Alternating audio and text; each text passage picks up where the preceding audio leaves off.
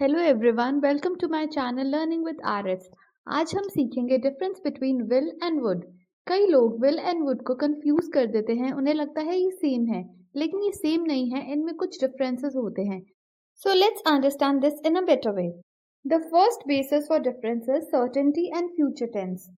इसका मतलब है कि कोई काम फ्यूचर में श्योरिटी से होगा या नहीं होगा। The first one is will. Will को हम फ्यूचर टेंस के लिए यूज करते हैं जब कोई काम सर्टेन या डेफिनेट हो। इसका मतलब है कि फ्यूचर में वो काम श्योरली होगा ही होगा। इससे हम अपना कोई इंटेंशन या प्रॉमिस भी दिखा सकते हैं जिसके बारे में हम श्योर हैं। इन शॉर्ट, जब हम किसी फ्यूचर एक्शन के लिए श्योर होते हैं उसके लिए हम विल यूज करते हैं। For example, I will go to the store tomorrow. इस सेंटेंस में स्पीकर श्योर है कि वो कल स्टोर जाएगा, इसलिए उसने विल यूज किया है। The second example is I will call you. यहाँ पर भी स्पीकर श्योर है कि वो कॉल करेगा नेक्स्ट पर्सन को, इसलिए यहाँ पे विल यूज हुआ है। The third example is she will arrive at 9 PM। इस सेंटेंस में भी स्पीकर श्योर है कि वो 9 बजे आएगा, इसीलिए यहाँ पर विल यूज हुआ है। The second one is would. Would का यूज हम हाइपोथेटिकल मतलब काल्पनिक सिचुएशंस में करते हैं या अनसर्टेन सिचुएशंस में करते हैं, मतलब जो सिचुएशंस क्लियर नहीं है। एट द सेम टाइम यहाँ पर एक कंडीशन होती है जब भी हम वुड यूज करते हैं। मतलब हम वुड का यूज कंडीशन के साथ करते हैं जब कोई काम एक कंडीशन पर डिपेंडेंट होता है।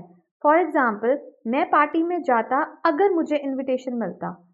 Let's have more examples. The first one is I would go to the store if I had time. Guys, यहाँ पे will नहीं आएगा, would आएगा.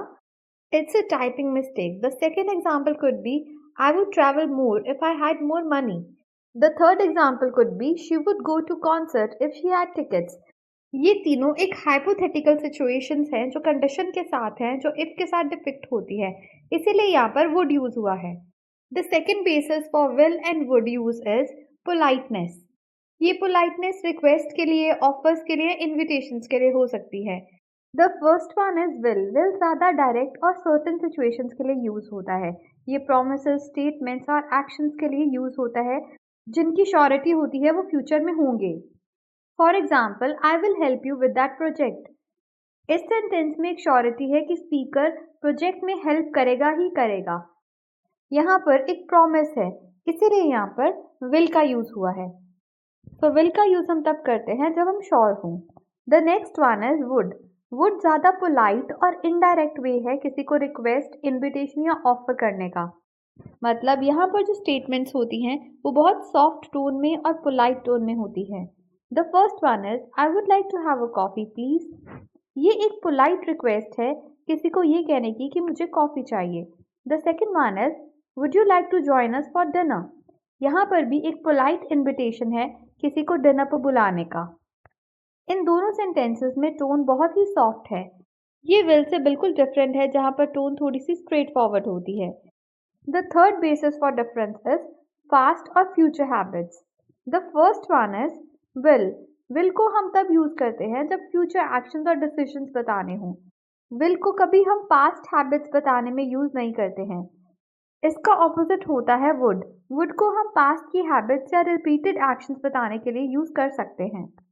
मतलब पास्ट में बार बार होने वाले एक्शंस या हैबिट्स को डिस्क्राइब करने के लिए भी हम वुड का यूज करते हैं। For example, when we were children we would play outside every day. यहाँ पर एक पास्ट हैबिट को जो रोज होती थी उसको डिस्क्राइब करने के लिए वुड का यूज हुआ है। ऐसे ही विल के लिए we will go on a vacation next summer use कर सकते हैं। ये स्टेटमेंट एक फ्यूचर डिसीजन को डिपिक्ट करती है, इसीलिए यहाँ पर विल यूज हुआ है। That's all for now everyone. अगर आपको वीडियो पसंद आई तो प्लीज़ उसे लाइक कीजिए और कमेंट सेक्शन में मुझे ज़रूर बताइए कि अगर आपको किसी स्पेसिफिक टॉपिक पर वीडियो चाहिए तो।